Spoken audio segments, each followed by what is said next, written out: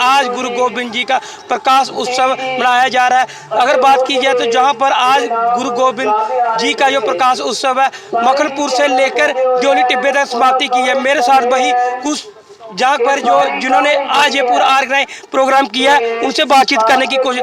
Sir क्या कहना चाहते हैं आज जो गुरु गोविंद का प्रकाश उत्सव है? वाहिगुरु जी का खालसा वाहिगुरु जी की फतेह। देहेश बावर मुहे शुभ कर्मन ते कबहू ना डरूं और जब जाए लरूं निश्चय करे अपनी जीत करूं। सबसे बड़ा दिन अज महान गुरु गोबिंद सिंह जी प्रकाश पर्व के उपलक्ष्य अज नगर कीर्तन एक विशाल नगर कीर्तन पिंड मखनपुर तो लैके लसवाड़ा दियोली तक सारिया कौमां दे विच शमूलियत की जा रही है। एक बहुत बड़ा दिन है। हर साल की तरह मनाया जाता है।